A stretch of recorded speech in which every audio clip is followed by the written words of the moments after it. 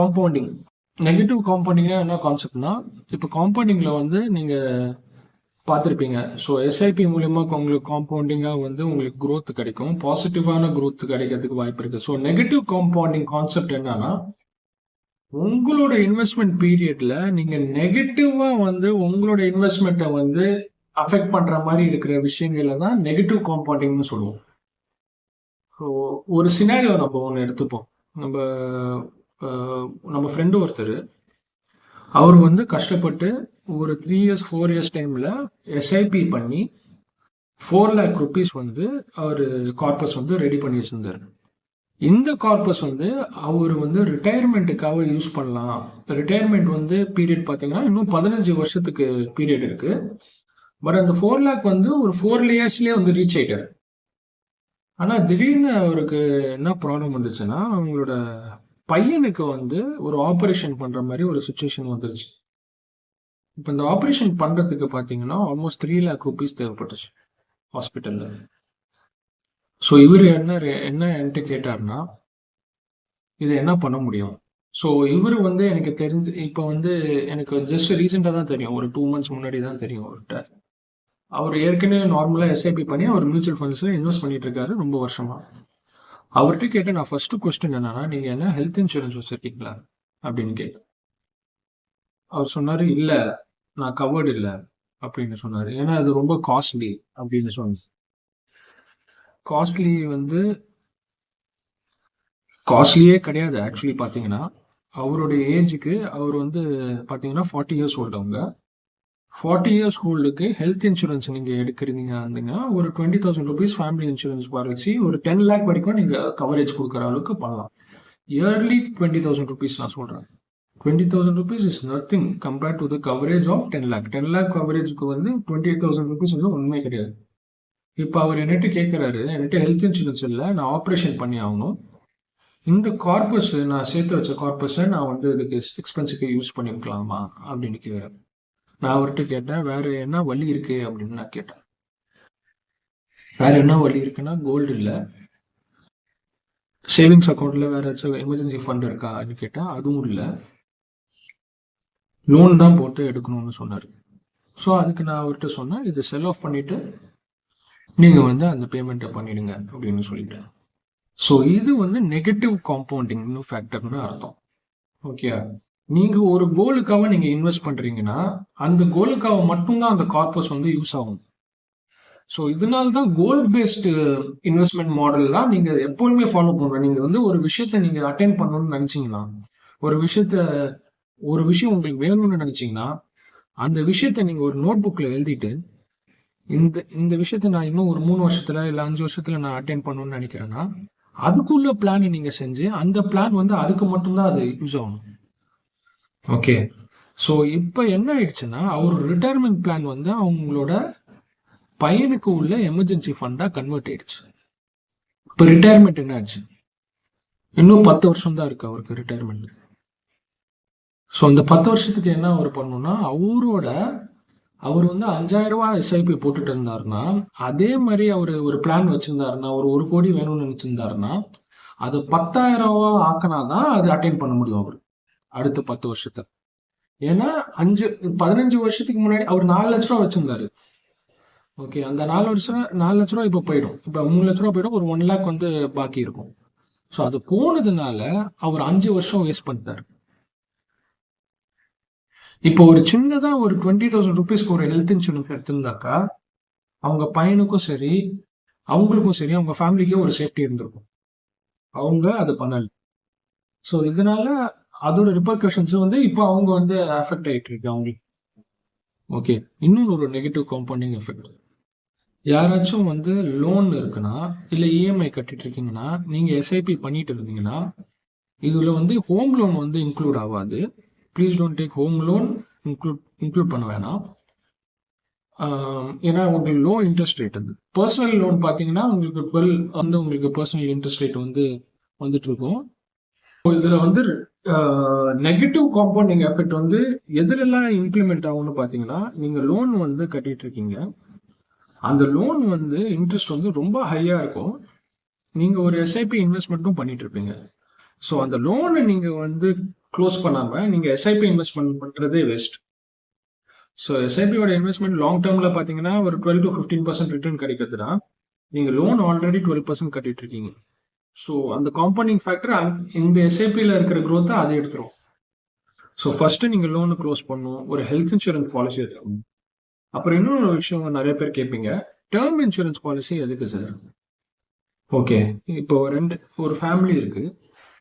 ஒருத்தவங்க வந்து வேலைக்கு போறாங்க, இன்னொருத்தவங்க ஹோம் மேக்கர்னு வச்சுப்போம். ஹோம் மேக்கர் இருக்காங்க, 2 குழந்தைங்க இருக்காங்க. ஸோ நெகட்டிவ் ஆஸ்பெக்ட் ஆஃப் லைஃபையும் நம்ம திங்க் பண்றதுக்குள்ள அவசியம் எப்போதுமே இருக்கு. நம்ம வந்து நெகட்டிவான விஷயம் நடக்கிறது பத்தி யோசிச்சாக்கா நெகட்டிவ் நடந்துரும்னு கிடையாது. அது நம்ம டீரிஸ்க் பண்ணாக்கா அதுல இருக்கிற பிளஸ் பாயிண்ட் வந்து நிறையவே இருக்கு. அது வந்து உங்களோட ஃபேமிலி அஃபெக்ட் பண்ணாமையும் இருக்கும் இன் அ வெரி பாசிட்டிவ் மேனர். இப்ப ஒரு டேர்ம் இன்சூரன்ஸ் வந்து அந்த அந்த வேலைக்கு போறவங்களுக்கு அவர் தான் பிரெட் வின்னர். அவங்க வீட்டுக்கு அவங்க தான் வந்து சேலரி ஏர்னர். ஸோ அவங்களோட காசு வச்சு தான் அவங்க ஃபேமிலியே ரன் ஆகுது. ஸோ அவருக்கு ஒரு டேர்ம் இன்சூரன்ஸ் நீங்க எடுத்தீங்கன்னா, சப்போஸ் ஏதாச்சும் ஒரு மிஸ்ஹேப், ஒரு கோடி ரூபா வந்து அவங்க டேர்ம் போட்டிருந்தாங்கன்னா அந்த 1 கோடி ரூபா அந்த ஃபேமிலிக்கு ஹெல்ப் ஆகும். யாருமே வேலைக்கு போகல அந்த ஃபேமிலியில, அவங்களுக்கு எந்த சப்போர்ட் ஸ்ட்ரக்சரும் கிடையாது. அவங்களோட மதர்லாவோ இல்லை ஃபாதர்லாவோ இல்லை ஃபாதரும் மதரும் எந்த சொத்துமே இல்லை அவங்களுக்கு அவங்கள சப்போர்ட் பண்றதுக்கு. ஸோ இந்த 1 கோடி ரூபா அவங்களுக்கு கண்டிப்பா சப்போர்ட்டிவ் ஆகும். டேர்ம் இன்சூரன்ஸ் பார்த்தீங்கன்னா 1 கோடி ரூபா நீங்க எடுக்கிறதா இருந்தாக்கா ஒருத்தருக்கு நீங்க வருஷத்துக்கு ஜஸ்ட் 15,000 rupees பே பண்ணா போதும். வருஷத்துக்கு நான் சொல்றேன். ஓகே, 15,000 rupees வருஷத்துக்குன்னா டேர்ம் இன்சூரன்ஸ் எப்படி எடுக்கணும்னா நீங்க 25 years ஓல்டு இருக்கீங்கன்னா உங்களோட 55 இல்ல உங்களோட ஏர்னிங் பீரியடை வச்சு நீங்க இருக்கிற டேர்ம் இன்சூரன்ஸை நீங்க எடுக்கணும். நம்ம வந்து 55 to 65 நம்ம எடுத்துக்கலாம், 65 வரைக்கும் எடுத்துக்கலாம் டேர்ம் இன்சூரன்ஸ் பாலிசி. ஸோ நீங்க அப்படி எடுத்தீங்கன்னா ஒரு 2 crore கார்பஸ்க்கு நீங்க ஒரு டேர்ம் இன்சூரன்ஸ் எடுக்கிறீங்கன்னா இந்த பீரியட் ஆஃப் டைம்ல உங்களோட ஏர்னிங் வந்து உங்களுக்கு நீங்க உங்களோட டேர்ம் பீரியட்ல அந்த டேர்ம் ஸ்ட்ரக்சர் அந்த காசு வந்து உங்களோட ஃபேமிலிக்காக ரொம்ப அவங்க அட்லீஸ்ட் ஒரு 1 crore வச்சு ஏதாச்சும் ஒன்று அவங்களுக்கு வந்து பண்ண முடியும். ஓகே, ஒரு இன்கம் சோர்ஸ் கொண்டு வர முடியும் அந்த 1 crore வச்சு. இல்ல அவங்களுக்கு சப்போர்ட்டிவா ஏதாச்சும் அவங்க ஒரு எஃப்டில போட்டானாச்சும் அட்லீஸ்ட் ஒரு 6% 7% இன்ட்ரெஸ்ட்னாச்சும் கிடைக்கும். அதை வச்சு அவங்களுக்கு ஏதாச்சும் ஒன்று வந்து அவங்களுக்கு சஸ்டெயின் பண்ண முடியும் லைஃப்ல. ஸோ டேர்ம் இன்சூரன்ஸ் வந்து கண்டிப்பா people with no supportive structure, அவங்க மட்டும்தான் ஏர்னர், ஃபேமிலியில எந்த சப்போர்ட்டுமே கிடையாது அப்படின்னு இருக்கிறவங்களுக்கு கண்டிப்பா டேர்ம் இன்சூரன்ஸ் எடுக்கிறது ஒரு பிக் பாசிபிலிட்டி கண்டிப்பா இருக்கணும். அது கன்சிடர் பண்ணுங்க. இது வந்து ஒரு நெகட்டிவ் காம்பவுண்டிங் ஃபேக்டர் வந்து கொண்டு வரும் நீங்க டேர்ம் இன்சூரன்ஸ் வச்சிடலன்னா. அதுவும் முக்கியமா பீப்புளுக்கு யாருக்கு சப்போர்ட்டிவ் ஸ்ட்ரக்சர் இல்லையோ, சப்போர்ட்டிவ் ஸ்ட்ரக்சர் இல்லைன்னா அவங்க இல்லைன்னா ஃபேமிலி ரன் ஆகாது. அந்த மாதிரி இருக்கிற ஃபேமிலிக்கு சொல்லணும். இந்த ஹெல்த் இன்சூரன்ஸ், டேர்ம் இன்சூரன்ஸ் எல்லாம் பாத்தீங்கன்னா உங்களோட ரிஸ்கை வந்து கம்ப்ளீட்டா டீரிஸ்க் பண்ற விஷயம். உங்களுக்கு என்னென்ன ரிஸ்க் இன்வால்வ் இருக்கோ அதை வந்து டீரிஸ்க் பண்ணணும். உங்களுக்கு எல்லாமே பர்ஃபெக்டா உங்களுக்கு தகுந்த மாதிரி போகணும் அப்படின்னு நினைச்சீங்கன்னா கோல் செட் பண்ணுங்க. அந்த கோலை சப்போர்ட் பண்றதுக்கு தான் இன்சூரன்ஸ் இருக்கு. ஸோ ஏதாச்சும் ஒரு மிஸ்ஹாப் நடந்தாலும் அந்த இன்சூரன்ஸ் உங்களை வந்து கவர் பண்ணிக்கும். அதுக்குன்னு அந்த கோலை வந்து நீங்க டிஸ்ட்ராய் பண்ணணும்னு அவசியமே கிடையாது. இதுக்கு தான் வந்து பிளானிங் வந்து ரொம்ப முக்கியம், ஒரு கோல் செட்டிங் வந்து ரொம்ப முக்கியம். ஸோ ஃபர்ஸ்ட் ஆஃப் ஆல் நிறைய பேர் கேட்பாங்க, எந்த மியூச்சுவல் ஃபண்ட்ஸ் நான் வந்து இன்வெஸ்ட் பண்றது 15 வருஷத்துக்கு, எந்த மியூச்சுவல் ஃபண்ட் சார் இப்போ இன்வெஸ்ட் பண்றது அப்படின்னு கேட்பாங்க. அதுக்கு முன்னாடி நீங்க என்ன உங்களுக்கு கேட்கணும்னா, நீங்க இப்ப டீரிஸ்டான நெகட்டிவ் காம்பவுண்டிங் ஃபேக்டர் இல்லாம நீங்க இருக்கீங்களான்னு தான் கேட்கணும் ஃபர்ஸ்ட் பாயிண்ட். ஓகே, ஒரு எமர்ஜென்சி கார்பஸ் எப்பவுமே வச்சிருக்கோங்க. ஒரு 6 months இல்ல 7 months நீங்க வேலை இல்லாம இருந்தாக்கா அது சப்போர்ட் பண்ற மாதிரி இருக்கிற ஒரு எமர்ஜென்சி கார்பஸ் எப்பொழுதுமே இருக்கணும். Every family should have it. இப்ப நீங்க ஒரு ஜாப்ல இருக்கீங்க, இன்னொன்று ஒரு ஜாபுக்கு ஷிஃப்ட் ஆகணும்னு நினைக்கிறீங்க, ஒரு இன்க்ரிமெண்ட்டுக்குன்னு வச்சுப்போம். ஷிஃப்ட் ஆகும்போது உங்க ஃபேமிலிக்கு தேவை உள்ள 3 மாசமோ இல்ல 4 மாசமோ இல்ல 7 months தேவை உள்ள உங்கள்கிட்ட ஒரு கார்பஸ் இருந்துச்சுன்னா, எக்ஸ்பென்ஸுக்கு ஒரு கார்பஸ் இருந்துச்சுன்னா நீங்க ஈஸியா ஷிஃப்ட் ஆவீங்க. கரெக்டா? இது எல்லாருக்குமே தெரியும். இது ஒரு பேசிக்கான கான்செப்ட் இது. ஸோ நிறைய பேர் இந்த கார்பஸே இல்லாமனாலதான் அவங்க கம்பெனியே ஷிஃப்ட் ஆகாம உட்காந்துருக்காங்க ஒரே பிளேஸ்ல. இது வந்து ரியல் டேட்டா. அவங்களோட குரோத்தை வந்து அவங்களுக்கு இம்ப்ளிமெண்ட் பண்ண முடியாததுக்கு காரணம் என்ன தெரியுமா? அவங்கள்ட்ட ஒரு 6 மந்த் இல்ல 7 மந்தோட எக்ஸ்பென்ஸ் இல்லாம இருக்கிறது தான் காரணம். இது எத்தனை பேருக்கு தெரியும்? Every people are living to today's. இன்னைக்கு என்ன காசு வருதோ அதை வச்சுதான் லிவ் பண்ணிட்டு இருக்காங்க உங்க லைஃப. ஸோ நீங்க ஒரு 6 மந்த்ஸோட எக்ஸ்பென்ஸ் நீங்க உங்க அக்கௌண்ட்ல இருந்துச்சுன்னா நீங்க கண்டிப்பா ஆப்பர்ச்சுனிட்டிஸை கிராப் பண்ணுவீங்க. இன்னும் உங்க இன்கம் இன்க்ரீஸ் ஆகும். ரிலாக்ஸா இருக்கலாம். உங்களுக்கு ஸ்ட்ரெஸ் கம்மியா இருக்கும். நீங்க ஹெல்த்தியா இருப்பீங்க. இது எல்லாமே இன்க்ளூடடா இருக்கு.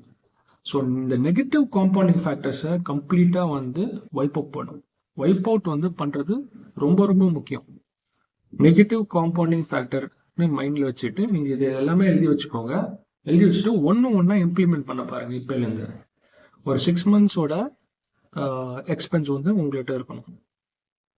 அடுத்தது ஹெல்த் இன்சூரன்ஸ் இருக்கணும். And people who wants term insurance should also be there. இந்த மூணுமே நீங்க பண்ணிட்டீங்கன்னா தென் only you are coming to the consideration of investing. இது பண்ணாம நீங்க இன்வெஸ்டிங் குள்ள வந்தீங்கன்னா there is a high probability that you will take money from your investment corpus. Be disciplined and have a very safe journey in your life by doing this and all, by de-risking your portfolio. Thank you.